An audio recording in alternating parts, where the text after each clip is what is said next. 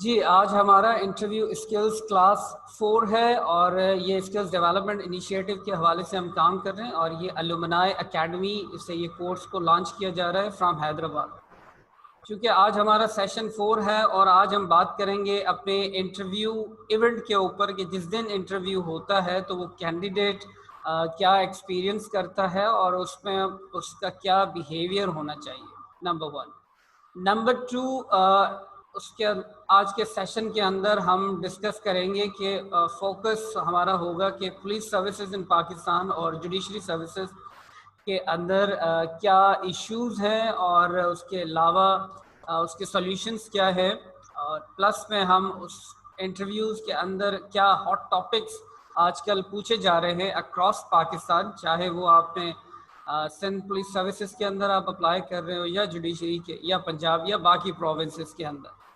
Plus में हम ये भी डिस्कस करेंगे कि जो जनरल नॉलेज का एरिया है उसके अंदर आपने किस तरह से अपनी तैयारी करनी है ताकि आपको आइडिया हो कि इंटरव्यूअर किस तरह से जो है वो डिस्कशन को स्टार्ट करता है और किस तरह से उसके क्वेश्चंस जो है वो लीडिंग क्वेश्चंस बनते जाते हैं उसमें डिफरेंट आपके डिस्कशन से। तो जी सबसे पहला जो जब इंटरव्यू के दिन हम जाते हैं, ये बात तो हमने पहले सेशंस में की थी कि भाई आपने अपना ड्रेस कोड क्या रखना है। तो ड्रेस कोड तो हमें पता है कि फॉर्मल ड्रेस कोड होता है, एक बिजनेस ड्रेस कोड होता है जिसके अंदर बेहतर है कि मर्द हजरात जो है वो ब्लैक फुल सूट पहने और उसके साथ white shirt along with the जो भी जो मैच कलर हो, आप उस कलर की टाई आप यूज़ कर सकते हैं, लेकिन ज़्यादा जो है वो उसमें एक्सपोजर ज़्यादा ना हो और ज़्यादा आप जो है ज़्यादा ज्वेलरी या बाकी चीज़ें आप पुट ऑन ना करें, क्योंकि उससे ज़्यादा जो है वो आप एक फॉर्मल आपका लुक नहीं आता है, उससे थोड़ा सा ऑड लुक डेवलप होना शुरू होता है। फ्रेगरेंस के हवाले से रिकमेंडेड ये होता है कि कोई फ्रेगरेंस आप यूज़ ना करें, क्योंकि बाज़ औक़ात इंटरव्यूअर को एलर्जी भी हो सकती है, शायद उसको आपकी खुशबू भी पसंद ना आए, तो इन चीज़ों से आप जो है वो अवॉइड करें। जी, जैसे ही आप इंटरव्यू के लिए बिल्डिंग के अंदर दाखिल होते हैं तो वहाँ पे एक चेक इन स्टाफ होता है और वो चेक इन स्टाफ जो है आपसे अटेंडेंस लेता है। अटेंडेंस के बाद वो आपसे आपके डॉक्यूमेंट्स जो रिक्वायर्ड होते हैं वो चेक करता है। तो जब आप इंटरव्यू चेक इन स्टाफ के रूम में दाखिल हों तो सबसे पहले गुडविल जेस्चर के तौर पे आप उनको सलाम करें, हेलो, हाय, और उसके बाद जितना आप पोलाइट और कर्टियस होंगे चेक इन स्टाफ के साथ तो उतना आपके लिए अच्छा है, क्योंकि ये फीडबैक जो है फिर ये अंदर भी जाता है। बहुत मोस्ट ऑफ द टाइम जो है आप अगर एरोगेंट एटीट्यूड अगर आपका चेक इन स्टाफ के साथ होगा, क्योंकि वो भी अमला इंटरव्यू के पार्ट एंड पार्सल प्रोसेस का पार्ट एंड पार्सल होता है। जब आपके डॉक्यूमेंट चेकिंग ख़त्म हो जाए तो उससे थैंक यू, उसके बाद आप आराम से अपनी सीट लें और वेटिंग रूम में जाके आप बैठ जाएं रिलैक्स एंड कॉन्फिडेंट मोड में। अगर आप नर्वस फील कर रहे हों, क्योंकि बाज़ औक़ात बहुत सारे स्टूडेंट्स इंटरव्यू के दिन काफ़ी नर्वस होते हैं और नॉर्मली है, पब्लिक स्पीकिंग का माहौल होता है और उसमें नर्वस होना एक नॉर्मल एटीट्यूड है, तो उसमें परेशान होने की ज़रूरत नहीं है। तो उसमें कुछ टिप्स तो ये हैं कि आप जो है अपनी ब्रीथिंग एक्सरसाइज उसमें कंडक्ट करें, बड़े बड़े सांस आप ले सकते हैं, उसमें आप लें, उससे आपकी ये है कि बॉडी की जो केमिस्ट्री है वो थोड़ी सी मैनेज होना शुरू होती है। उसके बाद जो है आप अपने आसपास के एनवायरनमेंट के साथ थोड़ा सा घुल मिलना शुरू करें। काफ़ी इन्फॉर्मेशन आपको वहाँ से मिलती है, जैसे किसी से पूछ लिया कि यार किस तरह से क्वेश्चंस होंगे, क्या होंगे, तो काफ़ी लोग ऐसे होते हैं जो पहले इंटरव्यू दे के आते हैं, उनमें से कोई ना कोई किसी न किसी के साथ कांटेक्ट में होता है, तो वो भी कुछ ना कुछ टिप्स आपको दे देता है।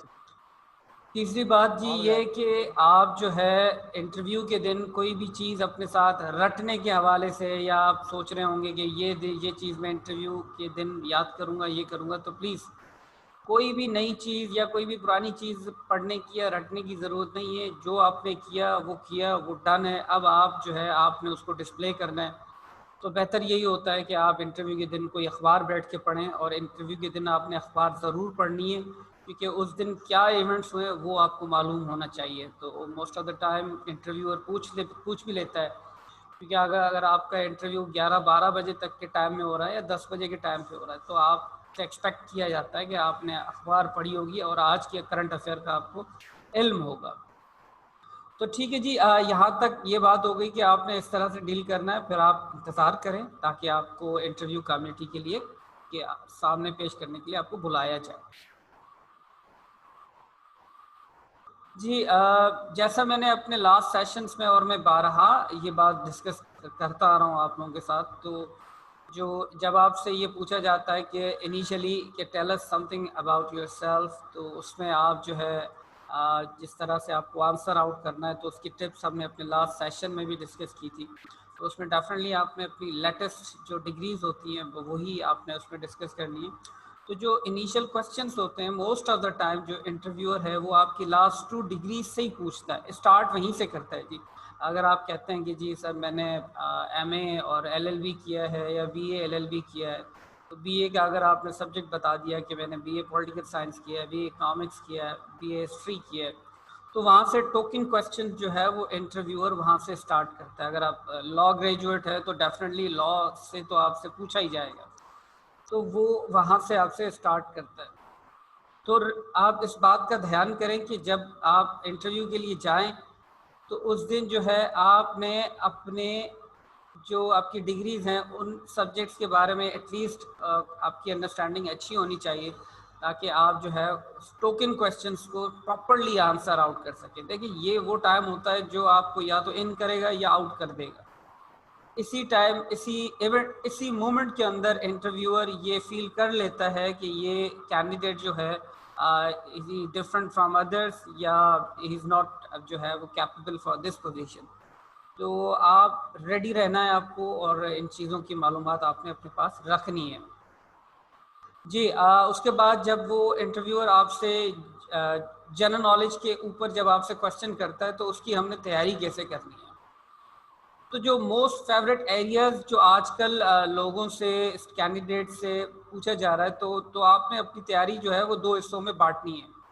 एक तो आपने अपने प्रोविंस के हवाले से काम करना है, दूसरा आपने ओवरऑल कंट्री के ऊपर काम करना है। ये हम बात कर रहे हैं सिर्फ नेशनल लेवल पे। जब हम बात करते हैं अपने प्रोविंस सिंध की, तो सबसे पहले आपको पता होना चाहिए कि सिंध के अंदर इम्पोर्टेंट प्लेसेस कौन सी हैं, और उसके साथ साथ सिंध के कुछ हिस्टोरिकल फैक्ट्स वो भी आपको मालूम होना चाहिए। उसके बाद जिस सिटी में आप रहते हैं वो सिटी कौन से डिस्ट्रिक्ट में है, वो डिस्ट्रिक्ट कौन से डिवीज़न में है, और वो डिवीज़न के अंदर कितनी डिस्ट्रिक्ट्स और कौन कौन सी डिस्ट्रिक्ट्स आती हैं, ये आपको मालूम होना चाहिए। उसके बाद आपको अपनी सिटी, डिस्ट्रिक्ट और डिवीज़न की ओवरऑल पॉपुलेशन का पता होना चाहिए कि कितनी पॉपुलेशन है इसकी, जो है वो इसका एरिया कितना है, और जिस सिटी में आप रहते हैं उसकी इम्पोर्टेंट प्लेसेस कौन सी हैं, उसके कुछ हिस्टोरिकल फैक्ट्स।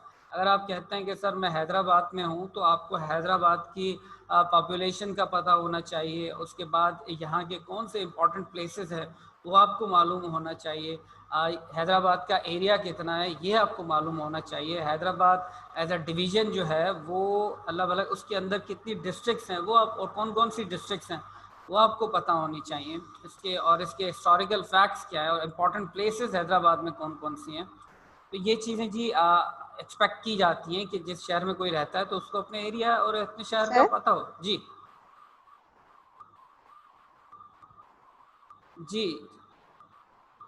पूछें जी, क्या पूछना है। हेलो सर, इम्पोर्टेंट प्लेसेस का मैं पूछ रही हूँ कि विजिटिंग प्लेसेस या कोई और। देखिए जी, इम्पोर्टेंट प्लेसेस में आप विजिटिंग प्लेसेस तो अब हो सकता है, जैसे रानी बाग है। अगर आप कहते हैं मैं हैदराबाद से हूँ तो रानी बाग ये नाम क्यों पड़ा, ठीक है ना। इस तरह से अगर एक कोई किला है तो ये किला किसने बनाया, ठीक है जी। कलोड़ा जी जी। दौर चला यहाँ पे, उसकी जो है वो टॉम कहाँ पे है और कौन है वहाँ पे दफन, उसका नाम क्या है। तो ये वो चीज़ें हैं जो हम बचपन से स्कूल में पढ़ते आते हैं। तो इन जी चीज़ों का सर। इल्म जो है वो आपकी आपकी लेवल को चेक करने के लिए ये क्वेश्चन आपसे टोकन पूछता है। उसके बाद आप जिस डिस्ट्रिक्ट या सिटी में रहते हैं तो उसके अंदर जो टॉप की पब्लिक ऑफिशियल्स हैं, जैसे रेवेन्यू डिपार्टमेंट है, तो आपका जिस सिटी में आपका कमिश्नर कौन है जी, आपके एसपी का नाम जी क्या है। सर। अगर आप पुलिस सर्विसेज में जा रहे हैं तो आपका पूछा जाएगा एसपी कौन है जी आपके शहर का, ठीक है। आपसे ये पूछा जाए, जुडिशरी में जा रहे हैं तो आपसे पूछा जाएगा जी आपका सेशन जज कौन है जी, अगर आप वकील हैं तो डेफिनेटली आपको पता होगा कि सेशन जज कौन है जी, हमारा एसपी कौन है। तो ये चीज़ें कॉमन सेंस की चीज़ें होती हैं और हमें इसके बारे में मालूम होना चाहिए।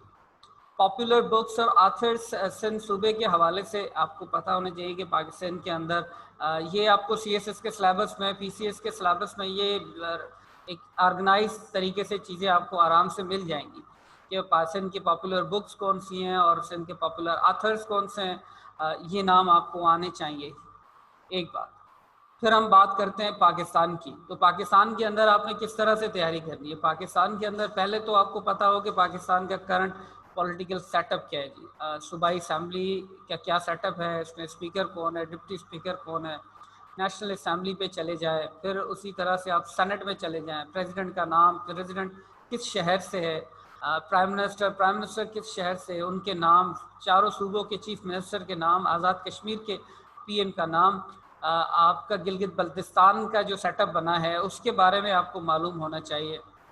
पाकिस्तान के अंदर आपकी जो लार्जेस्ट सिटीज़ हैं एरिया और पॉपुलेशन वाइज, उसका आपको इल्म होना चाहिए। पाकिस्तान की जो नेबरिंग कंट्रीज़ हैं वो कौन कौन सी हैं उनका इल्म होना चाहिए, और वो किस डायरेक्शन में, कि भाई इंडिया नॉर्थ में, ईस्ट में, वेस्ट में या साउथ में, ईरान कहाँ पे है। तो ये चीज़ें वैसे भी जीके पेपर के अंदर आपसे पूछी जाती हैं, बट यू मस्ट रिमेंबर कि ये इस पर क्या है। उसके बाद आपने क्या करना है, आपने ये देखना है कि पाकिस्तान के हॉट प्रॉब्लम्स अभी क्या चल रहे हैं, अभी पाकिस्तान किन मसाइल से जो है वो दरपेश है, इंटरनेशनल और नेशनल लेवल के। इसका मैंने लास्ट टाइम अपनी क्लास में ये बताया था कि आप जब भी न्यूज़पेपर पढ़ें तो उस पर आप कोशिश करें, अगर आप डॉन अखबार पढ़ रहे हैं तो सारा दिन तो आप अखबार पे नहीं लगाएंगे, एक बात तो क्लियर है, लेकिन आपको अखबार पढ़ने का तरीका भी आना चाहिए as far as examination is concern. अगर आप किसी एग्ज़ाम की प्रिपरेशन के लिए अखबार पढ़ रहे हैं, करंट अफेयर्स की अंडरस्टैंडिंग के लिए, तो उसमें जो तरीक़ेकार होता है वो ये होता है कि अगर आप डॉन अखबार पढ़ रहे हैं तो डॉन ही रेकमेंडेड है, और अगर आप प्रोविंशियल है तो एक सिंध की जो है वो कोई भी जो है लार्जली सर्कुलेटेड न्यूज़पेपर वो आप उठा लें, उसको आप पढ़ें। उसमें होता ही है कि अगर आप, मैं बात करूँ डॉन की, तो उसमें आप उसका फ्रंट पेज पढ़ें डॉन का, उसके बाद डॉन का लास्ट पेज के बाद उसका एडिटोरियल, सिर्फ editorial, front end last page, ये तीनों आपको पता होनी चाहिए। फ्रंट के अंदर पाकिस्तान के क्या हॉट इश्यूज हैं और इंटरनेशनली क्या हॉट इश्यूज हैं वो आ जाते हैं, और उससे सेकेंडरी लेवल के जो हॉट इश्यूज होते हैं वो आपके लास्ट पेज पे होते हैं। और उसके बाद जो पाकिस्तान के डोमेस्टिक इश्यूज हैं उसके ऊपर ऑफिशियल वर्जन क्या है हमारे इंटेलेक्चुअल का या न्यूज़पेपर मीडिया जो है वो एंकर थिंक टैंक का, तो वो आपको एडिटोरियल के अंदर, आर्टिकल के ऊपर नहीं, एडिटोरियल के अंदर आपको मिल जाएगा। तो वो एडिटोरियल आप ज़रूर पढ़ा करें, उसमें इश्यूज भी होते हैं और उसके साथ साथ उसके सॉल्यूशंस भी दिए जाते हैं कि किस तरह से इस मसले को आप हल कर सकते हैं। डॉन के अंदर 2 पेजेस आपके लास्ट पेज के बाद जो है वो सेकंड लास्ट पेज के ऊपर, third last and second last के ऊपर आपको इंटरनेशनल जो है वर्जन मिलता है और इंटरनेशनल न्यूज़ आपको वहाँ पे मिलती हैं, तो वो भी पढ़ें। ठीक है जी। तो ये अखबार पढ़ने का तरीका है, उसको पढ़ें, देखें क्या इश्यूज चल रहे हैं, उसकी अगर आप चाहें तो नोट्स भी बना लें, उसमें क्या ओपिनियन क्या है और सॉल्यूशन क्या है, तो वो भी आप उसमें से आपको मिल जाएगा। आजकल जो पाकिस्तान में नया मैप जो पाकिस्तान का बनाया है गवर्नमेंट ऑफ पाकिस्तान ने, उसको देख लें। कश्मीर इशू हमेशा हॉट इशू रहा है, इसके बारे में आपको मालूमात होनी चाहिए सिंस इंसेप्शन, कब से स्टार्ट हुआ और आजकल क्या उसके ऊपर इंटरनेशनल क्या अपनी थिंकिंग चल रही है, क्या पॉलिसी है नेशनल लेवल पे भी, किस तरह से काम। और जो उसके बाद जो हॉट इशू है जी हमारा वॉर ऑन टेरर है, terror financing, money laundering, financial action task force जो फैटफ है, पूछा जाता है कि भाई मनी लॉन्ड्रिंग क्या है, टेरर फाइनेंसिंग क्या है, फैटफ क्या है, उसकी बोर्ड उसका हेडक्वार्टर कहाँ पे है। वॉर ऑन टेरर के बारे में आपसे, क्योंकि ये वॉर ऑन टेरर के ऊपर ही ये टीएफ भी उसी से रिलेटेड है, मनी लॉन्ड्रिंग भी उसी से रिलेटेड है। जो है टीएफ का मतलब टेररिस्ट फाइनेंसिंग है, और फैटफ पूरे वर्ल्ड के अंदर मनी लॉन्ड्रिंग और टीएफ जो कंट्री कंप्लायंस है उसको देखता है और पाकिस्तान किस तरह से उसके ऊपर काम करता है। तो आप फैटफ की वेबसाइट पे जा सकते हैं, वहाँ पे जाके उसको देखें कि ये क्या है। पाकिस्तान की रिपोर्ट भी वहाँ पे पढ़ी है, तो थोड़ा बहुत उसकी जो एग्जीक्यूटिव समरी है, पूरी की पूरी रिपोर्ट ना पढ़े, एग्जीक्यूटिव समरी आप उस पर पढ़ सकते हैं, तो आपको एक अच्छी अंडरस्टैंडिंग मिल जाएगी कि पाकिस्तान के अंदर मनी लॉन्ड्रिंग और टेरर फाइनेंसिंग के क्या हालात हैं। अभी भी पाकिस्तान की असम्बली में रिसेंटली बहस चला है कि फैटफ के साथ कंप्लायंस कैसे करनी है, नहीं करेंगे तो हमारा जो है हमारे ऊपर सैंक्शंस लग सकते हैं, ब्लैक लिस्ट हो सकते हैं। ऑलरेडी हम ग्रे एरिया में चल रहे हैं। और लास्ट के अंदर जी मुस्लिम कैंडिडेट से एक्सपेक्ट किया जाता है कि वो इस्लामियात के ऊपर उसकी अंडरस्टैंडिंग हो, एटलीस्ट बेसिक एक जो है वो होनी चाहिए कि आप कुछ आयात आपसे पूछ लेंगे, खिलाफत के दौर के कुछ हवाला मामलात आपसे पूछ लेंगे, तो जनरल नॉलेज के तौर पे आप MCQs लेवल पे आप इसको कवर कर सकते हैं। कोई भी अच्छी बुक उठा लें उसमें से आप इसको कवर कर सकते हैं। तो ये यहाँ तक हम बात करेंगे।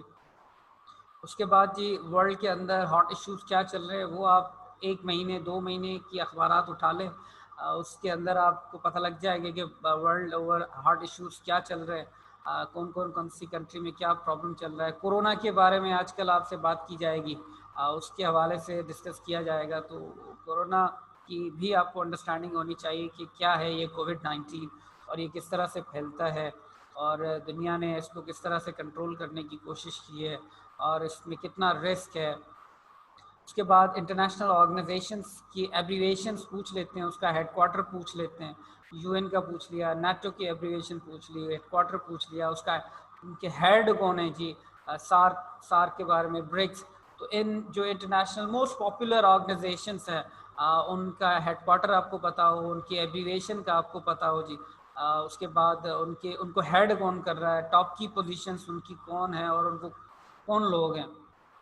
जियोग्राफी के बारे में लार्जेस्ट लेक, लार्जेस्ट कंट्री, ये तो डेफिनेटली आप पढ़ते ही हैं। प्लस में इसमें करेंसी भी आप ऐड कर सकते हैं। तो जो पॉपुलर कंट्रीज़ हैं उनकी करेंसीज भी आप जो है वो अपने नॉलेज का हिस्सा बनाएं। तो यहाँ तक तो हमारा जो जीके का एरिया है, जो जनरल नॉलेज के ऊपर आपसे पूछा जाएगा, वो जनरल नॉलेज को सिंध में बांटते हैं, फिर पाकिस्तान में, फिर वर्ल्ड ओवर वो ले जाते हैं। वो डिपेंड करता है जी कैंडिडेट के ऊपर।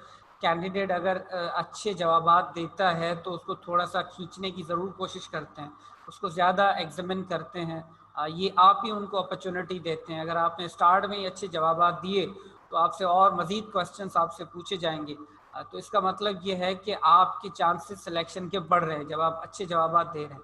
अब इसके चांसेस तो बढ़ रहे हैं, लेकिन ये ऐसे चांसेस हैं कि अगर आप अच्छे जवाब देते देते कहीं नेगेटिव हो गए तो आपकी पूरी जो एफर्ट्स होती हैं वो फेल भी हो सकती हैं। तो ये रिस्क भी होता है। तो बड़ा डेलिकेट जो है वो एक सेशन है, उसको कवर करना होता है।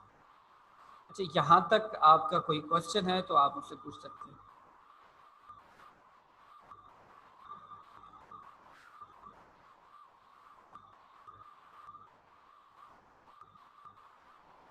जी, कोई क्वेश्चन है आपको?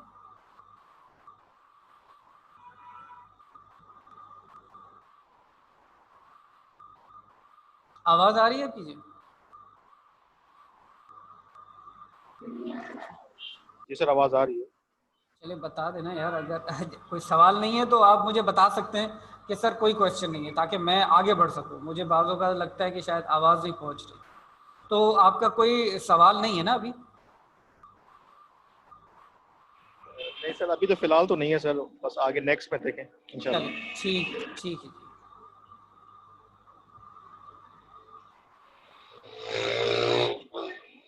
ये माइक प्लीज बंद कर दें।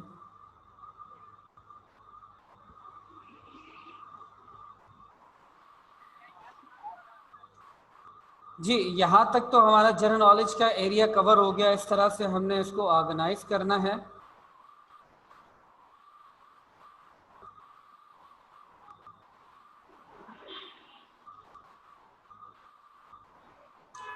अब हम नेक्स्ट बात करेंगे उन कैंडिडेट्स के हवाले से जो पुलिस सर्विसेज पे फोकस कर रहे हैं, जिनका इंटरव्यू होने वाला है। तो जो आजकल बड़े कॉमन से क्वेश्चंस पूछे जा रहे हैं लड़कों से, और ये सबसे पूछा जा रहा है और सभी ऑलमोस्ट इसके जवाब दे के जाते हैं। अच्छा जवाब देने के लिए आपने अपनी स्ट्रैटेजी बनानी पड़ेगी।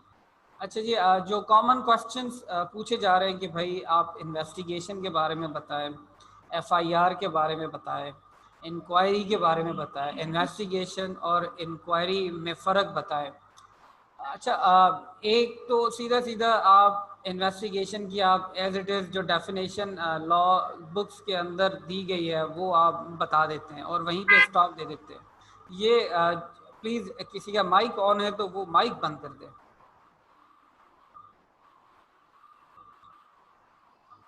जी स्ट्रैटेजी आप देखिए, इन्वेस्टिगेशन, एफआईआर और इंक्वायरी, आपने करना ये है कि आपने अपने लॉ की कमेंट्री ज़रूर पढ़नी है। जब भी आप इस चीज़ के ऊपर काम करें तो आपने अपनी कमेंट्री ज़रूर पढ़नी है उसकी, कि इन्वेस्टिगेशन के ऊपर मुख्तलिफ जजमेंट्स आ चुकी हैं कि वो किस तरह से होनी चाहिए।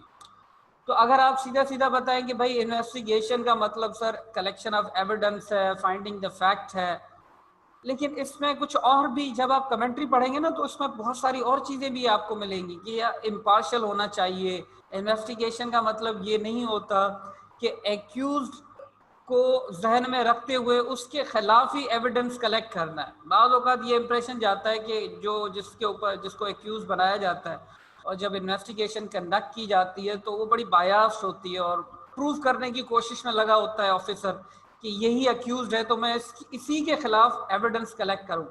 तो इन्वेस्टिगेशन के अंदर जो बहुत इंपॉर्टेंट फैक्टर होता है वो होता है ऑब्जेक्टिविटी का। तो आपने अनबायास्ड होकर ऑब्जेक्टिवली एविडेंस को कलेक्ट करना है। तो ये चीज़ आपने बतानी है इंटरव्यू में कि इन्वेस्टिगेशन का मतलब सिर्फ कलेक्शन ऑफ एविडेंस नहीं है, लेकिन वो किस तरह से होगी और उसमें आपकी जो अप्रोच है वो किस तरह से होनी चाहिए, और बायसनेस और अनबायसनेस कैसे जो है वो आपकी जो है वो ऑब्जेक्टिव इन्वेस्टिगेशन को हैम्पर कर सकती है, और डेफिनेटली उससे जो true purpose of the justice है वो डिलीवर नहीं होगा। तो ये आपने जहन में रखना है कि आपने अपने इन हॉट टॉपिक्स के ऊपर जो कमेंट्री है वो जरूर पढ़े। एफआईआर तो ठीक है जी, फर्स्ट इंफॉर्मेशन रिपोर्ट है, लेकिन प्रॉब्लम ये है कि एफआईआर किस तरह से लॉन्च होती है और एफआईआर में क्या क्या चीजें, तो उसकी बारीकी आपको कमेंट्री के अंदर आराम से मिल जाएंगी। इंक्वायरी के अंदर भी मैं आपको एक केस सुनाता हूँ। पाकिस्तान के अंदर आपको पता है कि इंक्वायरी जो है वो जुडिशियल फ्रेमवर्क के अंदर इंक्वायरी कौन करता है। तो ये एक और क्वेश्चन पोज हुआ कि जी इंक्वायरी और कौन कर सकता है जुडिशरी के अंदर, तो ठीक है ये साहब कर सकते हैं, इन डेजिग्नेशन वाले कर सकते हैं, और कौन कर सकता है। तो अब आपने क्या है, अब आपको थोड़ी सी अंडरस्टैंडिंग आपने अपनी बढ़ानी पड़ेगी। अब नैब का जो ऑफिसर है वो जब भी कोई काम करता है या नैब के एसओपीज के अंदर पहले इंक्वायरी कंडक्ट होती है, लेकिन जब भी इंक्वायरी का कोई जवाब दिया जाता है तो लड़का या कैंडिडेट जो है वो सिर्फ सीआरपीसी की डेफिनेशन बता देगा या जो उसने लीगल अंडरस्टैंडिंग में जुडिशरी के अंदर देखा है वही बता देगा। थोड़ा सा इसको आपने ब्रॉडन करना है। वो ये चेक कर रहा है कि वो कहीं ऐसा तो नहीं है सिर्फ एक ही चीज़ का उसको इल्म है, बाकी एरिया का उसको इल्म नहीं है। तो आपने क्या करना है कि इसकी कमेंट्री ज़रूर पढ़नी है, कमेंट्री से आपने अपनी अंडरस्टैंडिंग बढ़ानी है। थोड़ा सा आपने लेजिस्लेटिव अंदाज से सोचना है, एक लेजिस्लेचर के अंदाज से सोचना है। आपने जो है वो सिर्फ एक कंज्यूमर के तौर पे चीज़ों को नहीं देखना, आपने सोच के उस पर अपना राय भी अपनी एक राय भी जोड़नी है। उसके बाद वर्क्स ऑफ एसएचओ के बारे में डेफिनेटली आप पुलिस ऑफिसर बनेंगे, इंस्पेक्टर बनेंगे तो एसएचओ क्या करता है जी, उसकी ड्यूटीज़ में क्या आता है, उसकी जुरिस्डिक्शन क्या है और उसका ओवरऑल वर्क क्या है, वो कानून की कैसे इम्प्लीमेंटेशन करता है, और उसको जो है वो क्राइम फ्री सोसाइटी में उसका क्या रोल है, उसकी क्या ड्यूटीज़ है, तो ये आपको पता हो। एब्रीवेशंस जो डेजिग्नेशन है हमारे पुलिस हायरार्की के अंदर, उसकी एब्रीवेशंस आपको पता होनी चाहिए। इससे यही इंप्रेशन मिलेगा कि आपको चीज़ों का पता है। थर्ड जी, फोर्थ हमारा problems of policing in Pakistan या policing in the Sindh province या पंजाब। ओवरऑल पाकिस्तान के अंदर पुलिसिंग का एक ही प्रॉब्लम चल रहा है, वो क्या है और उसकी सॉल्यूशंस क्या आप रेकमेंड कर सकते हैं। तो इस पे आज जो है मैंने एक चीज़ जो है वो आप लोगों के साथ में शेयर करूंगा। एक रिसर्च पेपर है जिसके अंदर problems of policing in Pakistan, police services के रिफॉर्म्स क्या होने चाहिए और क्या प्रॉब्लम्स है, मेजर क्या प्रॉब्लम्स है, तो उसमें थोड़े से बहुत हम आज इसमें डिस्कस भी करेंगे जी। उसके बाद आपने पाकिस्तान के अंदर देखिए, अगर आप पुलिस सर्विस में जा रहे हैं तो आपको पता होना चाहिए कि पाकिस्तान में पुलिसिंग का काम कौन कौन करता है। एक पुलिसिंग का काम आपकी डिस्ट्रिक्ट पुलिस करती है, नैब भी आपकी पुलिसिंग करती है, एफआईए भी आपकी पुलिसिंग करती है। जो काम क्राइम के खिलाफ होता है उसको हम पुलिसिंग कहते हैं। पुलिसिंग एक जनरल टर्म है जिसका मतलब है कि क्राइम को कैसे प्रिवेंट किया जाए या कैसे क्राइम को डिटेक्ट किया जाए, ठीक है। ये है काम का पुलिसिंग का कॉन्सेप्ट। तो तो नैब वाइट कॉलर क्राइम के खिलाफ पुलिसिंग करती है, एफआईए दोनों क्राइम के खिलाफ, यानी स्ट्रीट क्राइम के ऊपर भी एफआईए काम करती है जैसे डिस्ट्रिक्ट पुलिस काम करती है, और वो आपके वाइट कॉलर क्राइम के ऊपर भी काम करती है, और इसमें हमारी पुलिस भी काम करती है, चेक फ्रॉड के ऊपर भी हमारी पुलिस काम करती है। लेकिन इन दोनों में फ़र्क है। जो एफआईए का स्कोप है वो नेशनल लेवल का होता है, डिस्ट्रिक्ट पुलिस का स्कोप जो है वो लोकल लेवल पे है, एक डिस्ट्रिक्ट लेवल पे है। पाकिस्तान का जो बड़े में बड़ा एक और मेजर इशू है वो ये है कि इन पुलिसिंग एजेंसीज की आपस में जो है वो कोऑर्डिनेशन का एक बहुत बड़ा गैप है। स्ट्रीट क्रिमिनल का जो लिंक इंटरनेशनल माफिया से है, उसमें जो लोकल पुलिस है वो उसको नहीं देखती। इंटरनेशनल जो हमारी फेडरल एजेंसीज हैं वो लिंक इंटरनेशनल ढूंढने की कोशिश करती हैं। जैसे ड्रग्स के ऊपर अगर एफआईए काम करती है, दहशतगर्दी के ऊपर एफआईए का एक अपना डेडिकेटेड यूनिट है जी, काउंटर टेरर फाइनेंसिंग का यूनिट है। बैंकिंग क्राइम के ऊपर जो इंटरनेशनल कॉन्सेप्ट का होता है, बैंकिंग इंटरनेशनल कॉन्सेप्ट है, तो उसका जो भी क्राइम है वो भी इंटरनेशनल है, क्योंकि ट्रांजैक्शंस पाकिस्तान से बाहर जाती हैं, पैसे बाहर से पाकिस्तान में आते हैं, वो दहशतगर्दी की सपोर्ट में होते हैं, वो मनी लॉन्ड्रिंग की सूरत में होते हैं। तो एफआईए का स्कोप बहुत बड़ा है, उसको देखने का अंदाज भी उसका बड़ा होता है। लोकल पुलिस इस तरह से नहीं देखती। लोकल पुलिस ने एक दहशतगर्द पकड़ा और मार दिया, वो समझती है यहीं पे चेन जो है वो क्रिमिनल एक्टिविटी रुक गई, पर इस तरह से नहीं होता। तो प्रॉब्लम ये है, दुनिया में यूके का मैं अगर आपको एग्जाम्पल दे दूँ तो वहाँ पे जो है वो सोका टाइप की एक एजेंसी है, जिससे हम कहते हैं सीरियस ऑर्गेनाइज क्राइम एजेंसी।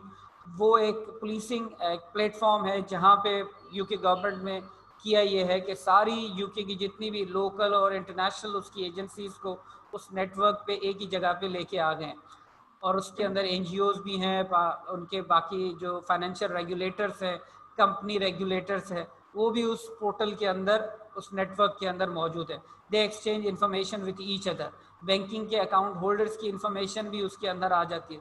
तो अब क्या ये एक इंटीग्रेटेड नेटवर्क बन चुका है जिससे वो क्राइम को लोकल लेवल से लेके इंटरनेशनल लेवल तक उसके कनेक्शन को समझने की और उसको ख़त्म करने की कोशिश करते हैं। बट दैट पैटर्न और ये प्रैक्टिस पाकिस्तान में लेक करती है। हमारे यहाँ एजेंसीज का आपस में कंपटीशन होता है। एफआईए कहती है कि मैं इस क्राइम को पहले करूं, नैब कहती है नहीं मैं पहले करूं।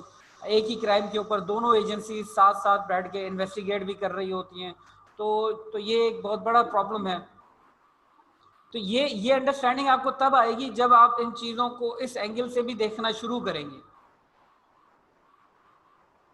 अच्छा जी, अगर हम बात करते हैं पुलिसिंग प्रॉब्लम्स की, तो सबसे पहले तो एक इमेज जो है वो पुलिस का बन चुका है। तो आपने ये चीज़ समझनी है कि पुलिस का ओवरऑल इमेज जो है वो पब्लिक में क्या है। देखिए, आपने आइडियली तो आप बहुत अच्छी बातें कर लेंगे क्योंकि आपने हाँ में हाँ मिलानी है, जॉब चाहिए, बट बी प्रैक्टिकल, और उसमें जितना पॉजिटिवली आप बता सकते हैं वो आप बताएं कि पुलिस जो है वो हमारे लिए एज अ पब्लिक फ्राइटनिंग एक ऑर्गेनाइजेशन है rather than a public friendly organization. तो ये इमेज डेवलप हुआ है। अच्छा, इस आपने ये भी बताना है कि इस इमेज डेवलप के होने के बाद प्रॉब्लम क्या हो रहा है। ट्रस्ट डेफिसिट हुआ है, पुलिस एक्शंस के अंदर लेजिटिमेसी हमें नज़र नहीं आती।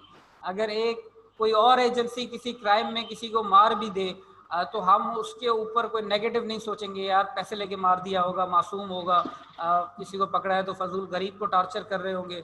लेकिन यही काम अगर पुलिस कर रही होगी तो हमने ये हमारे जहन में ये 10 सवालात आ रहे हो। इसकी वजह यह है कि पुलिस ने अपने एक्शंस की लेजिटिमेसी को खो दिया है, और उसका वो मामला एक दिन का नहीं है, पीछे पूरी तारीख है। अब प्रॉब्लम क्या आया, प्रॉब्लम नतीजा ये होता है कि पब्लिक सपोर्ट जो है वो गिर जाती है, क्योंकि क्राइम को जब तक आपने तभी आप ख़त्म कर सकते हैं जब तक आप अल्लाह भला करे पब्लिक सपोर्ट जब तक पुलिस सर्विसेज को नहीं मिलती, पुलिस डिपार्टमेंट को नहीं मिलती, तो पब्लिक प्राइवेट पार्टनरशिप नहीं बनती, तब तक आप जो है वो उसको काम नहीं कर सकते। तो पब्लिक सपोर्ट आपको है ही नहीं, तो पुलिसिंग जो है आपकी वीक है। तो रिसर्च पेपर्स ने क्या कहा है कि सॉल्यूशंस इसका क्या है जी। सॉल्यूशंस इसमें आपने पुलिस की वर्किंग को इंडिपेंडेंट करना है, डीपॉलिटिसाइजेशन ऑफ द डिपार्टमेंट करना है। ये माइक प्लीज बंद कर दे जिसका ऑन है। उसके बाद स्ट्रॉन्ग सिस्टम ऑफ इंटरनल और एक्सटर्नल अकाउंटेबिलिटी का आपने लाना है। जो लोअर रैंक के पुलिस, ये काशिफ आपका माइक ऑन है।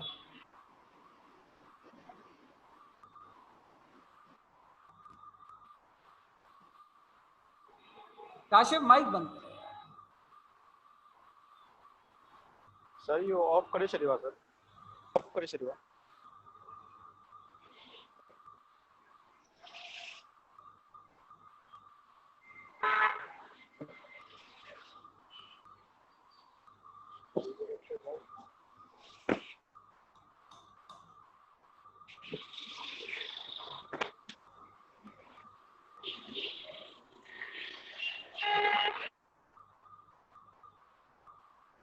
ठीक है जी, मेरी आवाज आ रही है आपको? जी सर। ठीक है जी। नॉर्मली पुलिस सर्विसेज के अंदर आप देखेंगे तो लोअर रैंक के जो अमलदार हैं पुलिस के, तो वो उनका इंप्रेशन ये होता है कि हमारे लिए अकाउंटेबिलिटी बहुत ज़्यादा है और सीनियर पुलिस अफसरान के लिए नहीं है। तो ये इंप्रेशन भी, अगर आप पुलिस सर्विसेज के लिए जा रहे हो और इंटरव्यू में ये बात आप करें कि सर जो स्ट्रॉन्ग अकाउंटेबिलिटी सिस्टम है वो आपके लोअर रैंक से लेकर टॉप रैंक तक होना चाहिए। उसका मिसाल ये है कि कोई सीनियर ऑफिसर अगर किसी अपने मातहत ऑफिसर की ट्रांसफ़र करता है तो उस ट्रांसफ़र की इसके पास स्ट्रॉन्ग जस्टिफिकेशन होनी चाहिए, या उसको डिसमिस भी करता है तो उसकी स्ट्रॉन्ग जस्टिफिकेशन होनी चाहिए और वो इन राइटिंग में होनी चाहिए। तो इससे आप इंटरनल और एक्सटर्नल अकाउंटेबिलिटी का एक स्ट्रॉन्ग सिस्टम बना सकते हैं। तो ये कुछ फ्यू सजेशंस थी जो मैं चाह रहा था कि आप लोगों के साथ डिस्कस करें, और इसकी डिटेल डिस्कशन जो है वो एक पेपर के अंदर मैं आप लोगों के साथ कुछ देर में शेयर कर दूंगा। जी, नेक्स्ट हमारा जुडिशरी के अंदर अगर हम बात करें तो एक बात जो है वो हमारी, वैसे जनरली देखा जाए लॉ एंड जुडिशियल सेक्टर जो है वो क्रॉनिकली अंडर फंडेड है।